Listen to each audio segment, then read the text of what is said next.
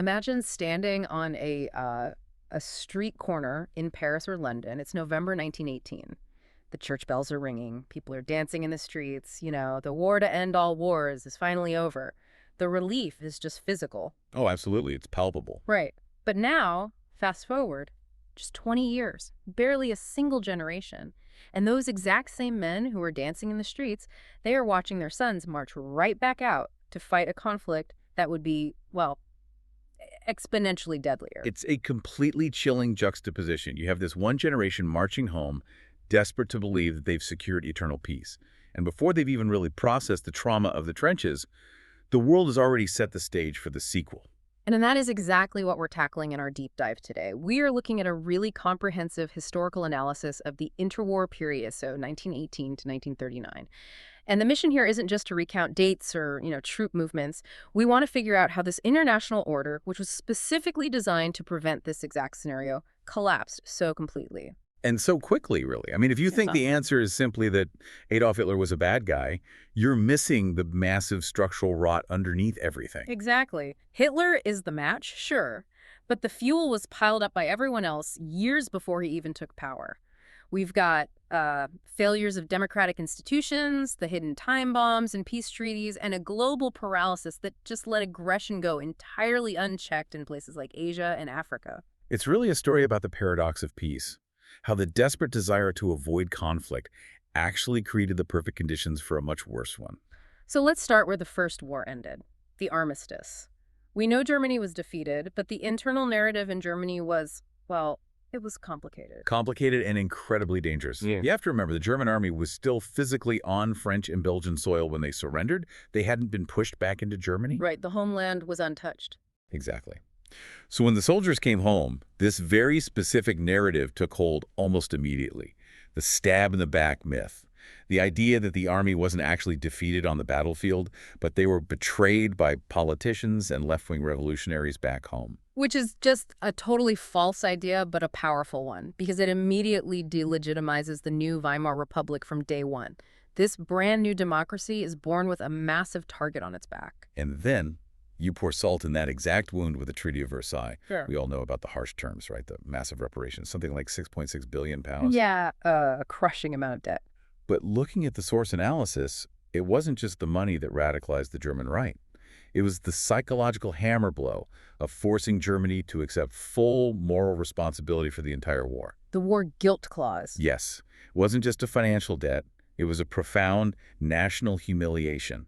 It's the difference between, say, losing a lawsuit and being forced to apologize on your knees in public. That resentment it's a potent political tool. But there's another element in the treaty. It's a sort of time bomb that I think gets way less attention than the money. And that's the map itself. The redrawing of Europe. Right. You have the Austro-Hungarian Empire collapsing, and out of the ruins, we see the birth of all these new nations. Poland, Czechoslovakia, Yugoslavia. And the guiding principle there was supposed to be self-determination. Let the people rule themselves. Which sounds incredibly noble on paper. In theory, yes, it's great. But in practice, ethnicity and geography just don't overlap neatly.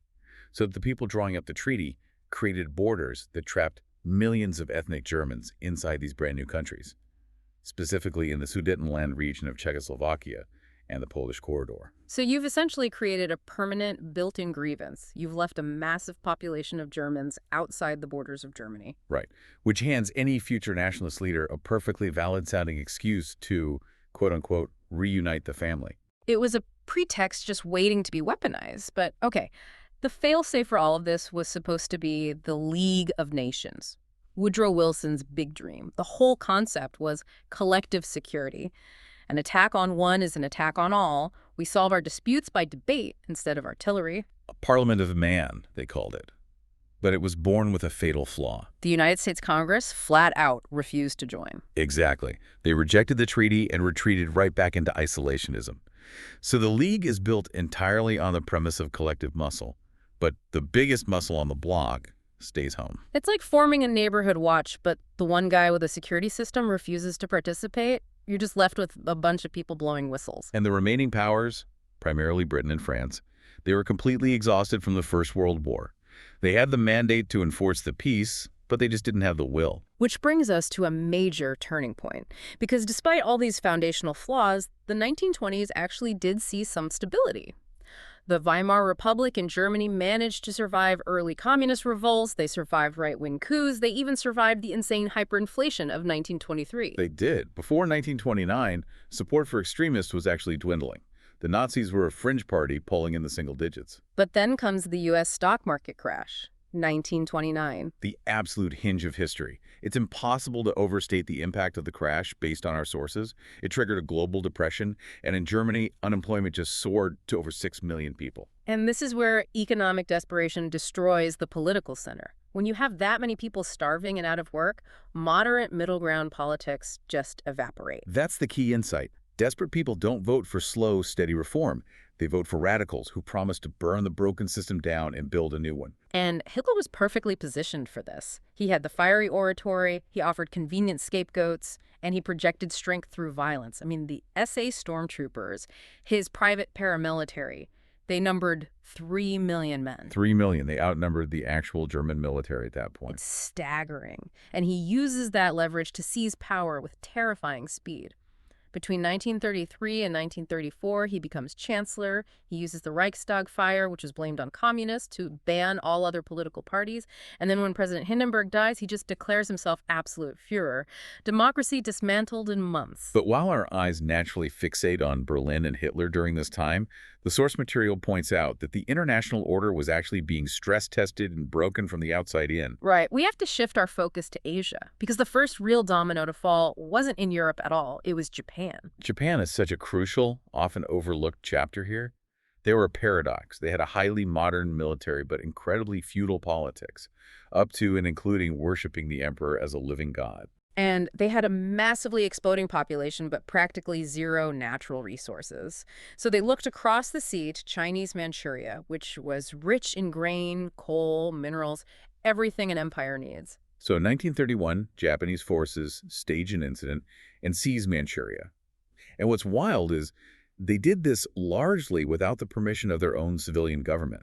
This was the ultimate test case for the League of Nations, a major power just violently grabbing land from another country. And the League's response? They issued a report, the Lytton Report, which formally condemned Japan's actions. A strongly worded letter. Basically, yes. And Japan's response to that letter was to literally walk out of the League of Nations headquarters and quit the organization. Just, we're done here. That moment really proved that the League was utterly powerless. And Japan didn't start there. By 1937, they launched a full-scale, incredibly brutal invasion of China. The brutality is hard to comprehend.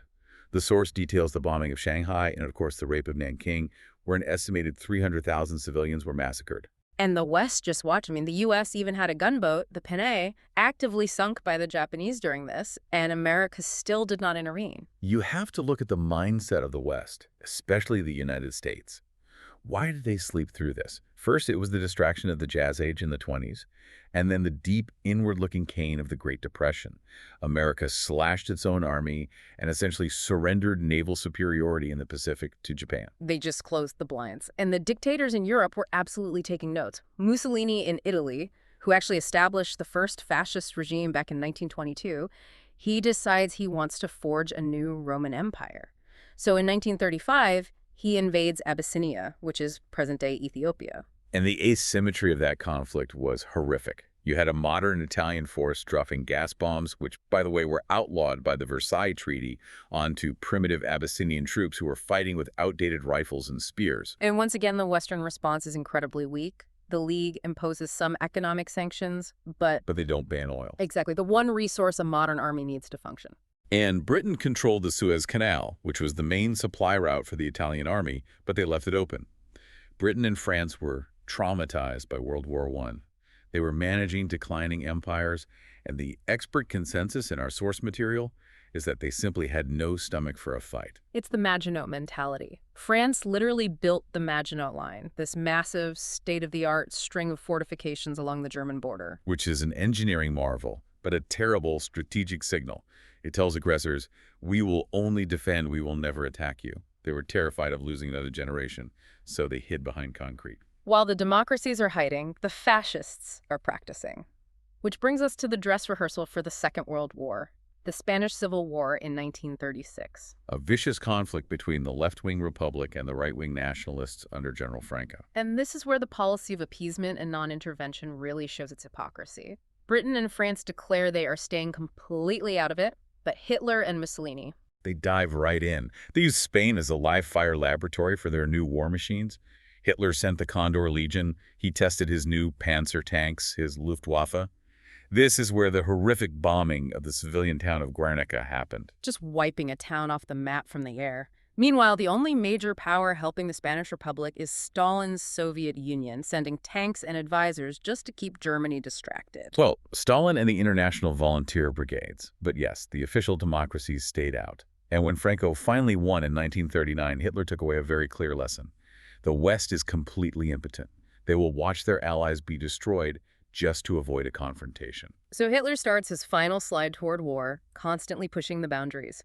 First, he secretly rearms. He trebles the size of the army and builds a Luftwaffe of 2,500 planes, totally violating Versailles, Then in 1936, he marches troops back into the demilitarized Rhineland. which was a massive gamble. He actually had orders to retreat if the French army showed up. But they didn't. So he gets bolder. 1938, the Anschluss, he simply annexes Austria, his homeland. And then we hit the big one, the Sudetenland crisis. This goes right back to that Versailles time bomb we talked about. Hitler demands the region of Czechoslovakia that has the German minority.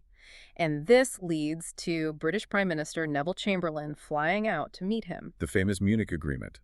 The West essentially gives away the Sudetenland to Hitler in exchange for a simple promise of peace.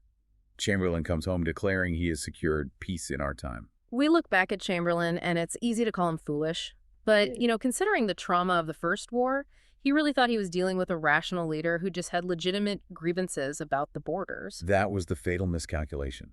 He projected his own dread of war onto Hitler. He didn't understand that for fascist ideology, war isn't a failure of diplomacy. War is the actual goal. Right. And the mask finally slips in March 1939.